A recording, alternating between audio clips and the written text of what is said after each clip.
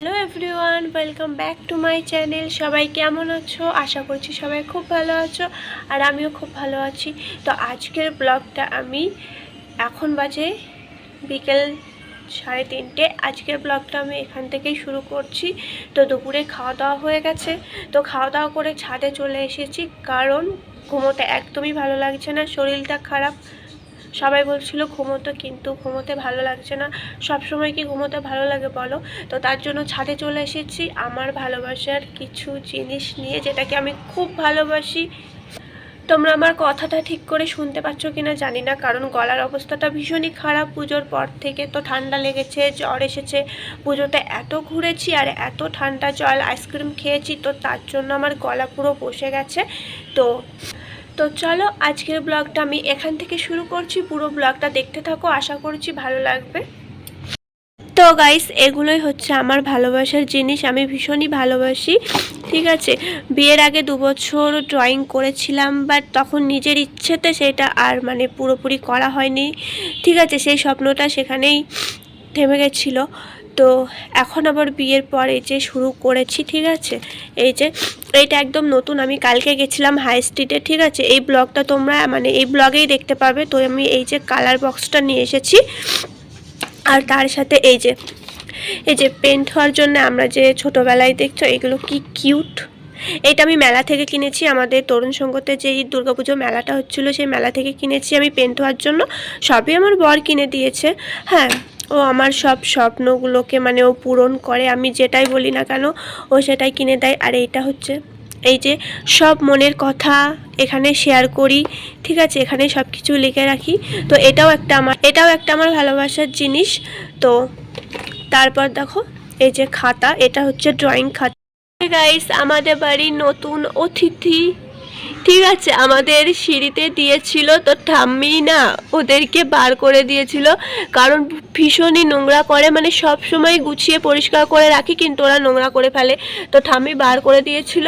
আবার এ দেখো এখানে এসে এই দেখো আমাদের বাড়ির নতুন অতিথি মারামারি করছে দেখো।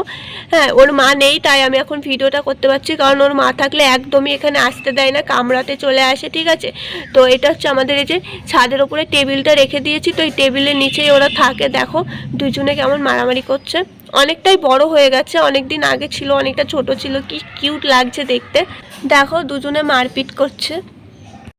তো গাইস, ভিডিওটা প্রায় অনেক দিনের, জগদ্ধাত্রী পুজোর আগে। তো জগদ্ধাত্রী পুজোর জন্য আমি গেছিলাম মেনলি একটু শপিং করতে, তার কারণ আমার বর আমাকে দুর্গাপুজোতে কিছু দিতে পারেনি, কারণ ও সেই সময় মাসে যেহেতু ও মাইনাটা পায়, তো তখন পায়নি। তো তার জন্য ও বলেছিল যে আমাকে জগদ্ধাত্রী পুজোতে একটা সুন্দর ড্রেস দেবে। তো সেটা কেনার জন্যই আজকে মেনলি গেছিলাম আমাদের কৃষ্ণনগর রাধাতে ভীষণ সুন্দর সুন্দর কালেকশন এবং খুব সুন্দর সুন্দর ড্রেস পাওয়া যায়। তো আমি রাধাতেই গেছিলাম, ওখান থেকে আমি খুব সুন্দর একটা ড্রেস নিয়ে এসেছি। তো যখন পরবো তখন তোমাদেরকে দেখাবো।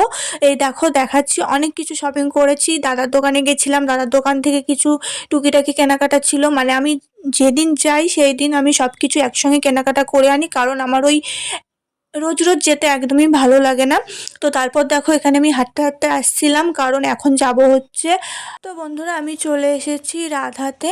তো এখানে দেখো কি সুন্দর সুন্দর ড্রেস, আমার তো ভীষণই ভালো লাগে। আর পুজোতে আমার বর আমাকে দিইনি, বাট আমার বাবা মা শ্বশুর শাশুড়ি আমাকে খুব সুন্দর একটা ড্রেস দিয়েছে, যেটা আমার ভীষণই পছন্দ হয়েছে। আর এতটাই কি বলবো, খুবই পছন্দ হয়েছে। এর আগে আমি ওইরকম ড্রেস কখনো পরিনি, আর আমার শ্বশুর বাড়ির থেকে যে আমাকে এরকম একটা ড্রেস কিনে দেবে সেটাও আমি ভাবিনি। তার কারণ যেহেতু আমি বাড়ির বউ, আর নিজের হাতে শ্বশুর শাশুড়ি যে এরকম ড্রেস কিনে দেবে আশা করাটা খুবই কম।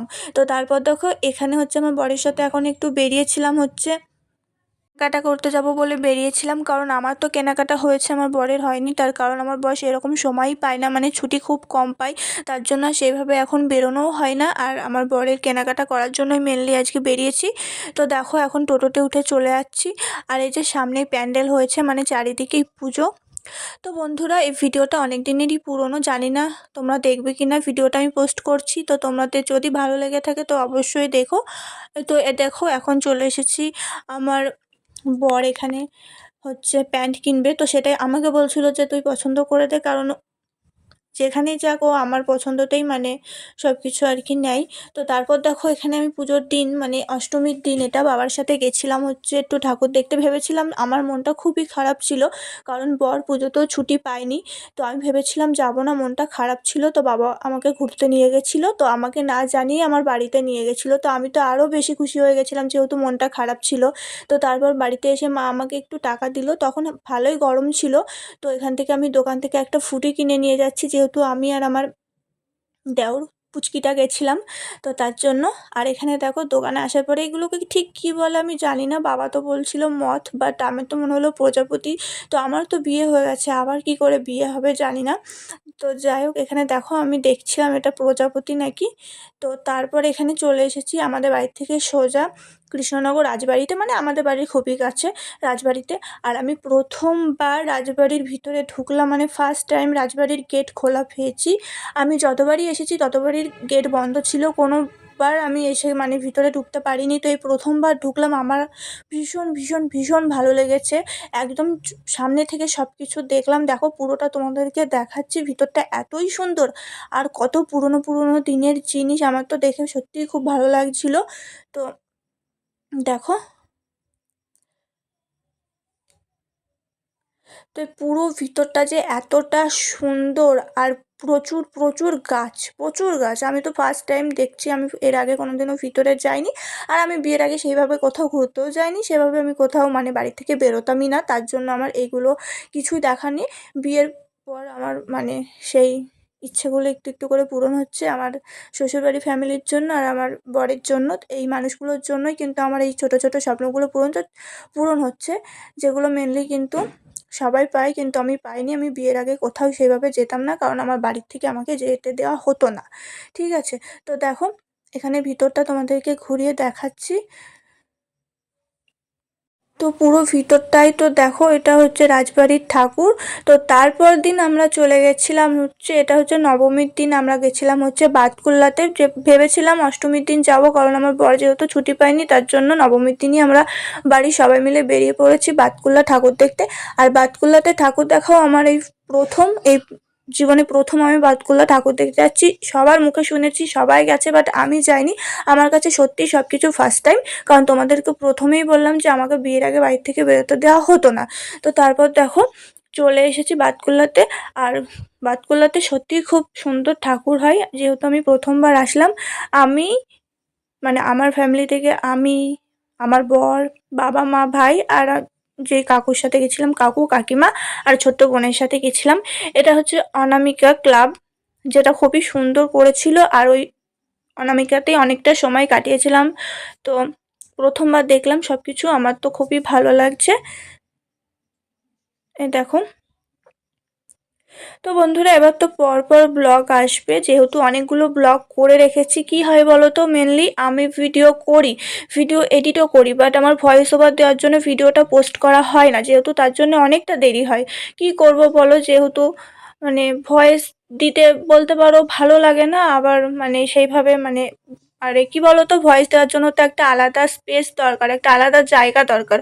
ফ্যামিলির সবাই থাকলে তো আর সেটা আমি পারি না। যখন বাড়িতে কেউ থাকে না, বাড়িটা এক মানে পুরো ফাঁকা থাকে, তখনই আমি ভয়েসটা দিই। এখন যেমন বাড়িতে সেরকম কেউই নেই, এখন সন্ধ্যাবেলা, শুধু ঠাম্মি বাড়িতে আছে, ঠাম্মি পাশের ঘরে টিভি দেখছে, তার জন্য আমি ভাবলাম যে ভয়েসটা দিয়ে ভিডিওটা কমপ্লিট করে নিই, যেহেতু সব কিছু করেছি কিন্তু ভয়েস দেওয়ার জন্য ভিডিওটা রেখে দিয়েছি। তো এখানে দেখো এই যে কাকু কাকিমা, আর ওই যে ছোট্ট বোন, আর ওই যে খয়েরি কালারের ড্রেসটা পরে ওটা হচ্ছে আমার শাশুড়ি মা। তো তারপর দেখো আমি পুরো ভিডিওটাই কিন্তু একটু একটু করে নিয়েছিলাম, মানে পুজোর কদিনই ভিডিওটা করেছিলাম। তো সেই তারপর ছিল হচ্ছে, আমি যেহেতু রান্না করি না, তো একাদশী ছিল, তো মা বাবা একাদশী করে, যেহেতু দাদু মারা গেছে একাদশী করতে হয়, তো একাদশী করে। তো তার জন্য বাবা মা যেহেতু এসব কিছুই মানে মা হচ্ছে এসব কিছু ধরবে না, তো আমি সেদিন রান্নাটা করেছিলাম। আর সত্যি কথা বলতে না, আমি সেরকম একটা ভালো রান্না করতে এখন পারি না। আগে আমি রান্না করতাম, রান্না আমি পারিও, কিন্তু সেই রকম এখন টেস্টি হয় না। তো সেদিন আমি সোয়াবিন রান্না করেছিলাম, কিন্তু আমায় নিজে খেয়েই আমি বলছি যে সেরকম একটা ভালো হয়নি। তার কারণ যেহেতু কি বলো তো, যেটা তোমার অভ্যেস নেই, হ্যাঁ তুমি অনেক দিন করনি, হঠাৎ করে করলে সেটা একটু খারাপ হবেই। তো সত্যি কথা বলতে আমার শ্বশুরবাড়ির দিক থেকে আমাকে তো আমার শাশুড়ি মা রান্না করতে দেয়ই না, আর আমি রান্না করিও না। আর ভালো হোক বা খারাপ হোক, যাই হোক, সবাই মুখ বুজে খেয়ে নাও, কেউ কিচ্ছু বলে না। এটাই হচ্ছে সবথেকে বড় পাওয়া আমার, যে এটা মেনলি সবার কপালে থাকে না। সব শ্বশুরবাড়ির ফ্যামিলি এরকম হয় না। ঠিক আছে, আমি রান্না করি না, কিন্তু যাই করি সেটা সবাই চুপচাপ মুখ বুজে খেয়ে নেয়। ঠিক আছে, আমি কিন্তু নিজে বলি যে আমার ভালো লাগছে না, যেমন একদমই লবণ কম হয়েছিল, মানে সেরকম। তো বন্ধুরা, ভিডিওটা এই পর্যন্তই। ভিডিওটা যদি ভালো লেগে থাকে তো অবশ্যই লাইক করে দিও আর সাবস্ক্রাইবও করে দিও।